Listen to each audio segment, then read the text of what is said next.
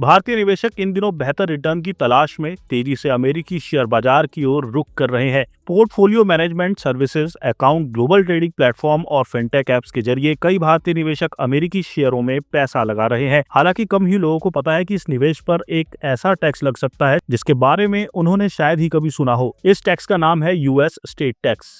दिग्गज fund manager और Helios capital के फाउंडर समीर अरोड़ा ने हाल ही में चेतावनी दी है कि अगर निवेशक अपने नाम पर सीधे अमेरिकी शेयर रखते हैं और उनकी मृत्यु हो जाती है तो उनके उत्तराधिकारियों को इन एसेट्स पर 40% तक टैक्स चुकाना पड़ सकता है। सेंसेक्स और निफ्टी ने इस साल निवेशकों को अब तक सिर्फ करीब 4.5% का मामूली रिटर्न दिया है, जबकि इस दौरान अमेरिका के S&P 500 इंडेक्स में 15% से अधिक की तेजी आई है। रिटर्न में इस अंतर ने कई भारतीय निवेशकों को अमेरिकी बाजार की ओर खींचा है। खासतौर से HNI और PMS क्लाइंट्स का इस ओर झुकाव बढ़ा है, लेकिन अधिकतर निवेशक इस बात को नजरअंदाज कर देते हैं कि अमेरिका में विदेशी निवेशकों के लिए यूएस स्टेट टैक्स की छूट सीमा केवल $7,000 है। इसका मतलब है कि अगर किसी भारतीय निवेशक ने इस राशि से अधिक अमेरिकी शेयरों में निवेश कर रखा है तो उनके उत्तराधिकारियों को इन्हें पाने से पहले अमेरिकी सरकार को भारी टैक्स चुकाना पड़ सकता है। यूएस स्टेट टैक्स को आप इनहेरिटेंस टैक्स यानी विरासत पर लगाने वाले टैक्स जैसा समझ सकते हैं।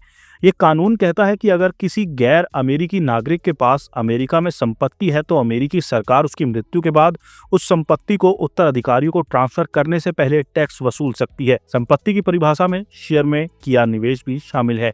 गैर अमेरिकी निवेशकों के लिए छूट की सीमा $60,000, टैक्स दर अधिकतम 40% तक। ये नियम तब भी लागू होता है जब निवेशक भारत में रह रहा हो, भारतीय ब्रोकर के जरिए निवेश कर रहा हो या PMS खाते के जरिए सीधे शेयर खरीद रहा हो। यूएस स्टेट टैक्स का खतरा अधिकतर भारतीय निवेशक नजरअंदाज कर देते हैं। इसका सबसे बड़ा कारण ये है कि उन्हें इसकी जानकारी ही नहीं होती। यह जोखिम खासकर उन निवेशकों के लिए अधिक है, रिटेल निवेशक जो ग्लोबल ट्रेडिंग एप्स का इस्तेमाल करके अमेरिकी शेयर खरीदते हैं, PMS पोर्टफोलियो जो सीधे अमेरिकी शेयरों में निवेश करते हैं, HNI जो अमेरिकी शेयरों में बड़ी हिस्सेदारी रखते हैं, फैमिली ऑफिसेज जो पूल्ड स्ट्रक्चर से बाहर सीधे अमेरिकी स्टॉक खरीदते हैं। सबसे अहम बात यह है कि भारत और अमेरिका के बीच कोई एसेट टैक्स समझौता नहीं है। इसका मतलब है कि भारतीय निवेशकों को सिर्फ $60,000 की छूट सीमा से ही संतोष करना पड़ेगा और इसके ऊपर की संपत्ति पर टैक्स का बोझ पड़ सकता है। भारतीय निवेशकों के लिए कई ऐसे विकल्प मौजूद हैं जिनसे वे अमेरिकी शेयरों में निवेश तो कर सकते हैं, लेकिन यूएस स्टेट टैक्स के दायरे में नहीं आएंगे। इनमें से प्रमुख उपाय हैं: पहला, विदेशी म्यूचुअल फंड्स और ETFs। आयरलैंड या लग्जमबर्ग में पंजीकृत फंड्स में निवेश करना बेहतर विकल्प है। ये फंड अमेरिकी शेयरों में निवेश करते हैं, लेकिन इन पर अमेरिकी स्टेट टैक्स लागू नहीं होता क्योंकि इन्हें अमेरिकी कानून के तहत यूएस स्टेट टैक्स नहीं माना जाता। दूसरा है gift city offshore funds. Bharat के इंटरनेशनल फाइनेंशियल सर्विसेज सेंटर में बने पुल्ड फंड स्ट्रक्चर के जरिए निवेश करने पर शेयर सीधे आपके नाम पर नहीं माने जाएंगे। इससे स्टेट टैक्स से बचाव हो जाता है। तीसरा है कॉर्पोरेट और ट्रस्ट स्ट्रक्चर। HNIs और फैमिलीज ऑफिसेज अक्सर किसी नॉन यूएस कंपनी या फिर एक फॉरेन ट्रस्ट का सहारा लेते हैं। इससे शेयरों की कानूनी मालिकाना हक व्यक्ति से हटकर स्ट्रक्चर पर चला जाता है। चौथा, लाइफ इंश्योरेंस कवर। अगर कोई निवेशक अपने निवेश स्ट्रक्चर में बदलाव नहीं करना चाहता है तो वे एसेट टैक्स के अनुमानित बोझ को कवर करने के लिए एक लाइफ इंश्योरेंस पॉलिसी ले सकता है।